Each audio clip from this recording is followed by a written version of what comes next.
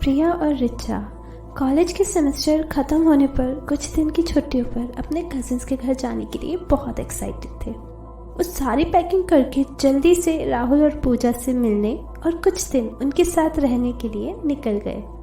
राहुल और पूजा एक छोटे से शहर में रहते थे और प्रिया और रिचा से मिलने के लिए इंतज़ार कर रहे थे। प्रिया और रिचा के पहुंचते ही सब बैठकर बातें करने लगे। बचपन की बातें याद करके सब बहुत हंसे। कुछ समय बाद रात हो गई तो सब ने मिलकर डिनर किया। डिनर करने के बाद चारों भाई बहन घूमने के लिए निकल गए। घूमते घूमते उनकी मस्ती मजाक अभी भी चल रही थी। पता ही नहीं चला कब रात के 10 बज गए और सड़कों पर एकदम सन्नाटा छा गया। कोई घर के बाहर नहीं था। ऐसा लग रहा था कि बस ये चारों ही जग रहे हैं। चारों बात करते करते थोड़ी दूर निकल आए, पर अचानक से उन्हें किसी के रोने की आवाज़ आई। चारों को कुछ समझ नहीं आया और वो सोच में पड़ गए कि इतनी रात को कौन रो रहा होगा। रिचा डर के बोली कि चलो यहाँ से चलते हैं, पता नहीं किसकी आवाज़ है। राहुल ने कहा ऐसे नहीं जा सकते, किसी को हमारी मदद की ज़रूरत हुई तो। वैसे भी इतनी रात है और आसपास कोई भी नहीं है। चारों आवाज़ की तरफ चल पड़े। जैसे ही वो आवाज़ के पास जाते वैसे ही आवाज़ दूर होती जाती। चलते चलते वो एक नदी के पास पहुंच गए। वहां पर पहुंचकर उन्हें देखा कि एक औरत पेड़ के पास खड़ी हुई है। राहुल ने आवाज़ लगा के पूछा कि आप ठीक तो हैं, पर उस औरत ने कोई जवाब नहीं दिया।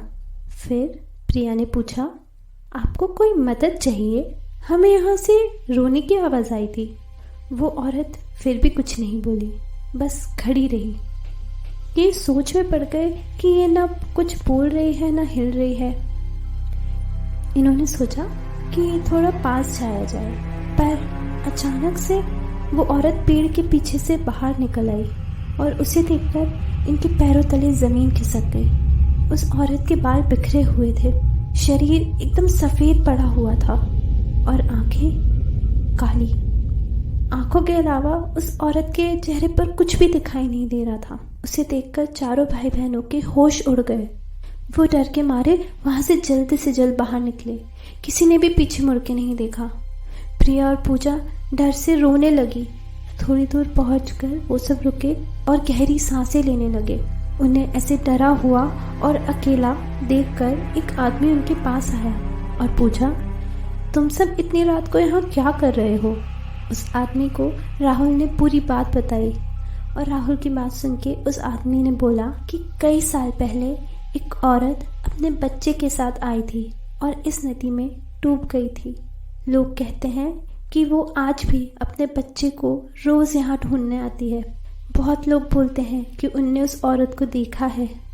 कुछ लोग बोलते हैं कि उन्हें रोज़ यहाँ से रोने की आवाज़ आती है।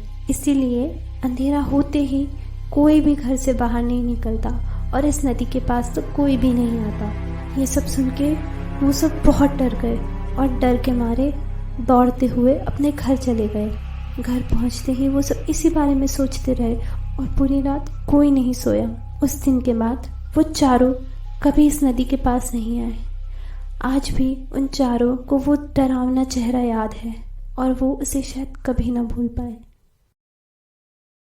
अगर आपको ये स्टोरी पसंद आई हो तो इसे लाइक और शेयर करें।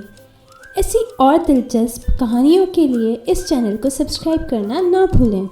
और अगर आपके पास भी ऐसी कोई कहानी या सच्ची घटना हो तो हमें लिख भेजिए डिस्क्रिप्शन पे दिए गए ईमेल एड्रेस पर।